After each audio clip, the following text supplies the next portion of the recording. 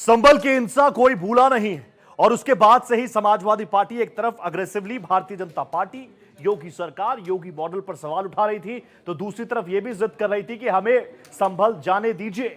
आखिरकार समाजवादी पार्टी का एक डेलीगेशन संभल पहुंचा, पीड़ित पक्ष से मुलाकात की, 5-5 लाख रुपए की आर्थिक सहायता का ऐलान भी यहां से समाजवादी पार्टी ने किया है। मामला समझिए इस रिपोर्ट के जरिए।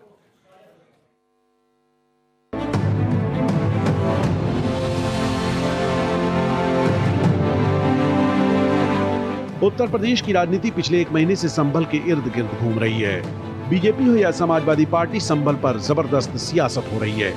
समाजवादी पार्टी के प्रतिनिधिमंडल ने संभल का दौरा किया। इस डेलीगेशन में संभल से सपा सांसद जियाउर रहमान बर्क, नेता प्रतिपक्ष माता प्रसाद पांडे, सांसद इकरा हसन शामिल थे। इन्होंने पीड़ित परिवारों से मुलाकात की।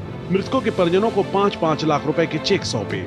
हमारी लोगों की हत्या हुई और हमारे लोग ही के खिलाफ मुकदमा दर्ज किया गया, ये कैसा इंसाफ है। लेकिन हम संविधान पर यकीन करते हैं और इस संविधान को मानते हैं और हमारा न्यायालय पर पूरा भरोसा कायम है। हमें उम्मीद है कि अगर हमें पुलिस प्रशासन से शासन से अगर हमें इंसाफ नहीं मिलेगा तो न्यायालय से हमें इंसाफ जरूर मिलेगा।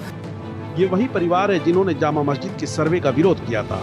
नौबत पत्थरबाजी तक आ गई थी। फिर पुलिस ने एक्शन लिया तो हिंसा भड़क उठी, जिसमें 5 लोगों की मौत हो गई थी।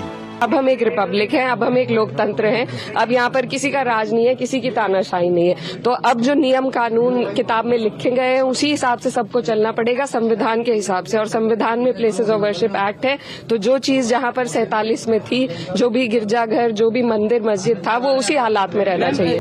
कई सालों से संभल समाजवादी पार्टी का गढ़ है। समय के साथ साथ यहाँ हिंदुओं का पलायन हुआ और मुस्लिम आबादी बढ़ती गई। इसी वजह से समाजवादी पार्टी किसी भी तरह के सर्वे के खिलाफ है।